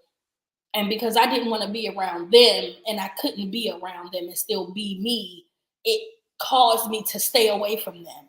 But now I'm coming into the me and I'm like, I don't give a fuck how you feel. I'm coming around. Like I've been knowing y'all since I was 15 years old. I'm coming around. And uh now they have even shown me I hated Father's Day all of my life. Couldn't stand Father's Father's Day? Day. Mm-hmm. Hated Father's Day. Never had a reason to celebrate it. Never wanted to celebrate it. Didn't give a damn about when it was. For so many years, I didn't even care when Father's Day was coming around. It was just another day to me. And Mm. seeing these men who are fathers now and the way that they care about their children and the way that they are very active in their kids' life has changed my view on fathers. I always thought in my mind that black fathers wasn't shit. Other than the men in my family, I ain't never had a good example of a black father, not even my own. So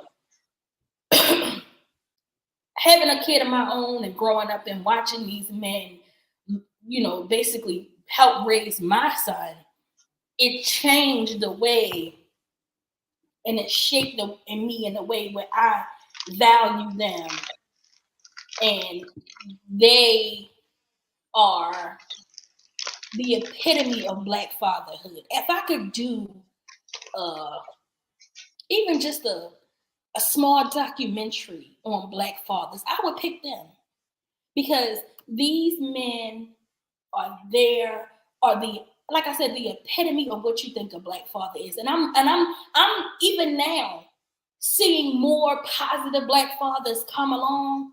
And I saw one today, just along today, a black man, his two sons, or maybe son and daughter, I don't damn know, it was two kids, and he was pulling them in the wagon down Fells Point. They had ice cream, they were having the time of their life. And I was thinking to myself, and I stopped him and I said, keep doing what you're doing. I don't even know if you're going through something or not right now, but I admire you in this moment because you won't see any. It's very rare that you see positive images of black fathers. Very rare. And I commend any man at any chance that I get of being a great father to his children. Because you don't know how many of us lost girls, such as myself, who did not have that growing up, who did not have that to even look up to. Never had an example of it. You know, I had my uncles, but they wasn't my father. They was my cousin's father. You know, But and and it that just made me matters. feel There's a good. difference. People think you're being petty by saying that, but there's a difference. There's a difference. That man didn't have to be there, but the one who chose not to be there matters more to you. And that's unfortunate, but it's a difference. I understand that difference. I wish I would have embraced I wish I would have embraced my stepfather more. And it was sad at his funeral. I realized he had one of those fake temptation bands. He was in one of those fake Oh, he was in a band. right. And as a child, I love music, you know, and I didn't want to like him. It had been me and my mother for so long, and then my mother wanted to be the old lady in a shoe and start bringing all these families and children home. Then Then she got remarried after my father passed away, and I was just angry. And we have to begin, especially for our young men, we have to start talking to them, not at Mm-hmm. them, not about them, but to them, To and them. getting to the bottom of their feelings and their emotions, and allowing them a space to see you.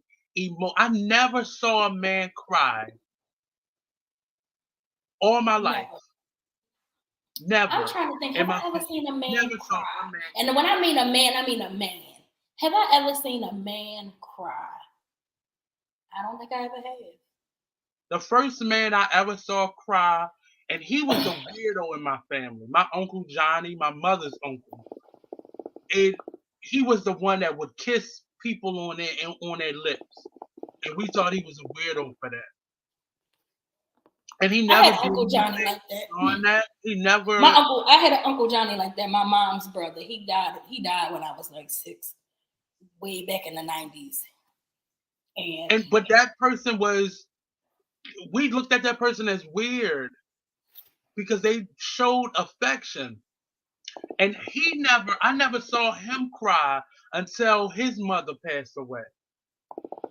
It took his mother dying for me to see him shed a tear.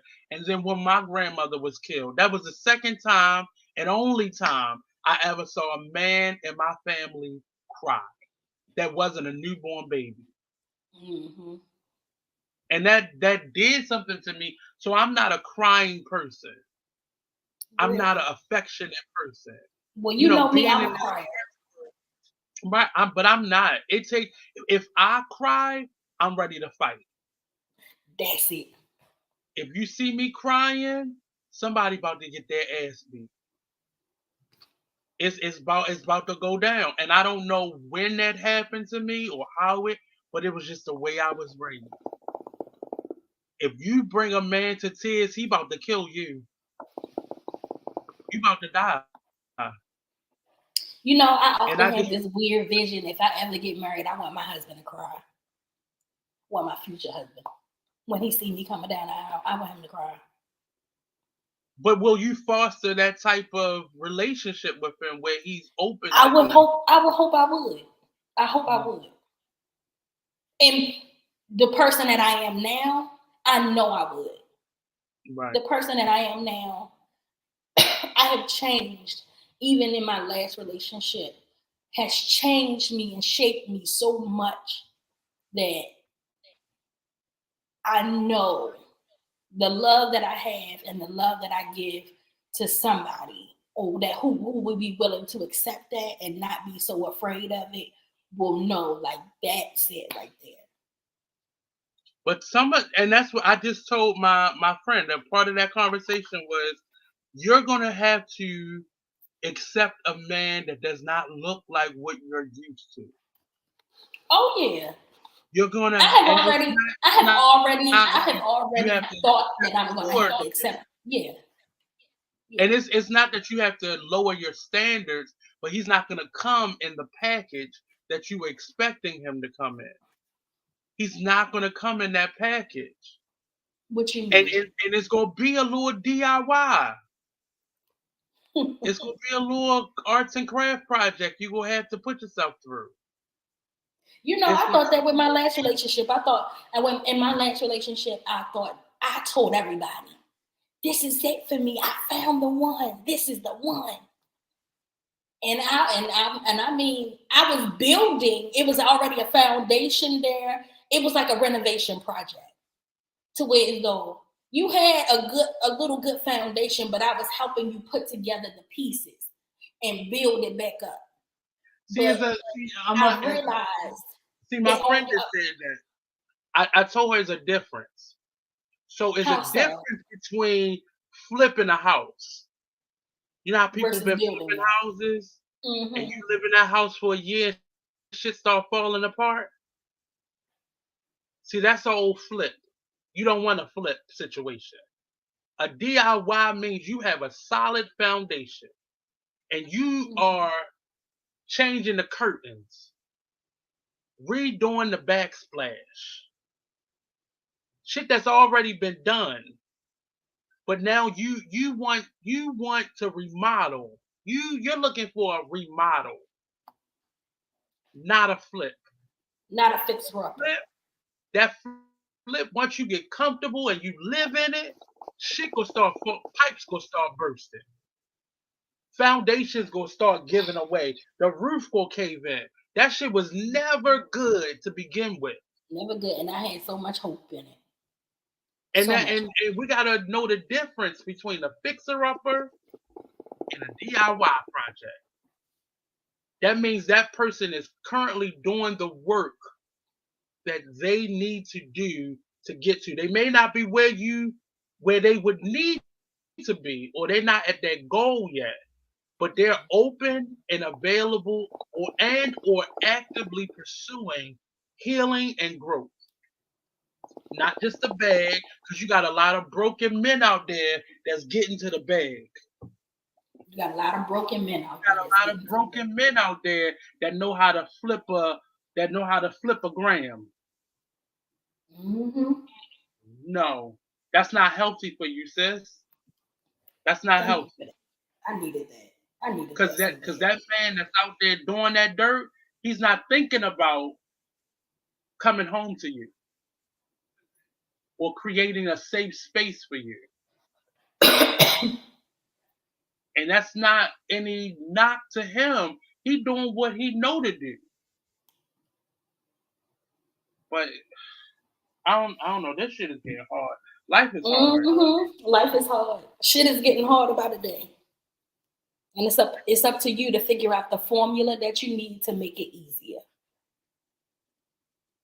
I just don't care no more. And I think this year has been, and not in this moment, but this year up until this point, I have not cared. And me not care, when I take my love off of something, that shit about to go to shit. That shit about to go to shit. Listen, I had already given up. I said I don't want another relationship. I don't want another anything. I don't want it because I don't have the time or the mental capacity to repair what somebody broke. I done came to you whole and you done tore me the hell down. Now I got to rebuild myself back up, and that takes some damn time. And here I am again, doing the But same thing over and over again. work though. If you Hmm. see him, not only the ability, because you can see the ability, everybody has the ability, but was he willing and openly pursuing healing? No, no, he was not. So no matter what you showed him, No matter what no I matter what gave you him did for him, it was gonna be the same shit on a different day. on a different day. You right. And that sometimes some of us need those hard lessons in life. Some of us need that. Some of us need those hard lessons. Me. But I can't take no more hard lessons. That's it right there. I can't take another. I can't take another heartbreak. I can't take another hard When I lesson. say I can't care anymore, I just I can't. the pandemic showed me I'm comfortable by myself. Living here showed me that I'm comfortable by myself. I gotta use the bath. I gotta pee so bad. But we gonna have to end this, Nate. I got to pee. Oh shit, we are over 2 hours, so you got to I end this. know. See y'all next week. Don't forget to like, share, and subscribe. DM us if you want to be a part of the show. PodcastIAmShe at gmail.com.